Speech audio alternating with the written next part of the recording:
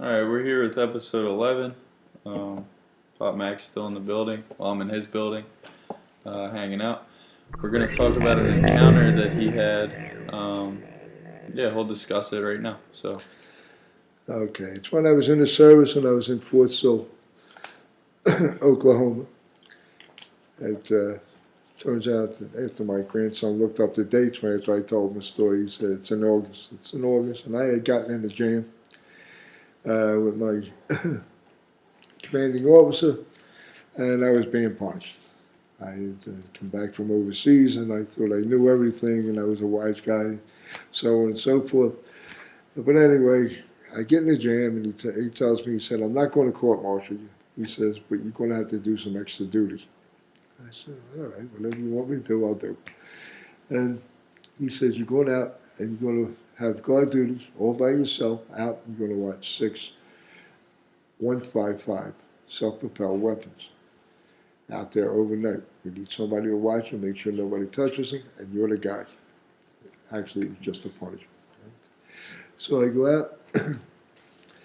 I'm mad and all, but I say it doesn't do you any good because I'm sure I'm about to get out of the Army, and I know I'm not going back to listen to those guys much more. But anyway, they ship me out. I take a 3/4-ton truck, go out into the boondocks with these 6 guns that they wanted me to watch, and sleep out there, eat out there, do everything out there. In the morning you go back in, you can get a shower, get some real sleep, and then go back out there.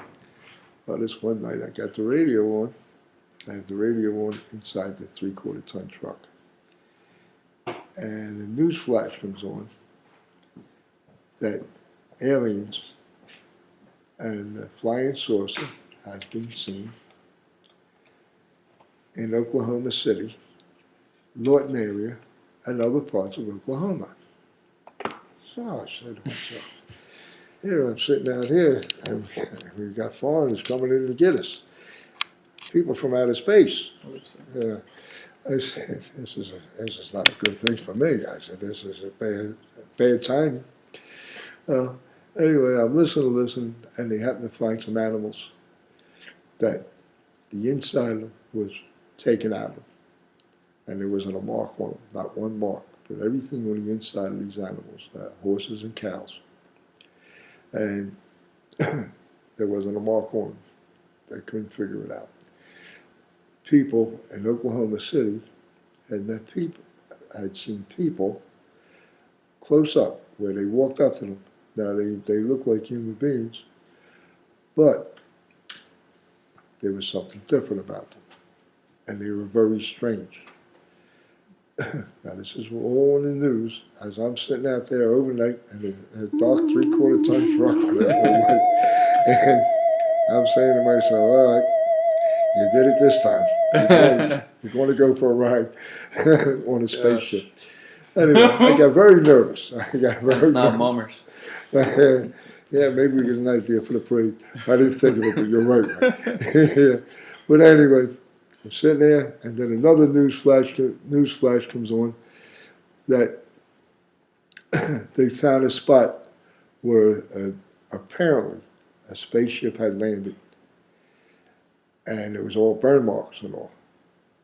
And this was on the news, legitimate news. There was no kidding around about this. The guy on the news was very nervous. Yeah, you can look this stuff up. Yeah, you can look it up on it, and you'll see. I'm not kidding you.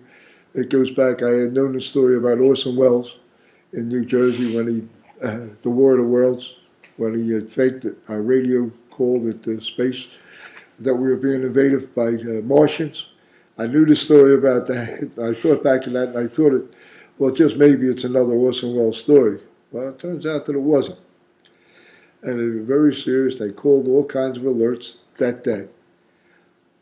Next day in the paper, there was nothing that I got, the paper that I got. I was in Lawton, Oklahoma. And on the news, they talked about it on the news briefly. And then from that time on to this day, I've never heard another thing about it. If you want to look it up, you can look, what was it, August 19th?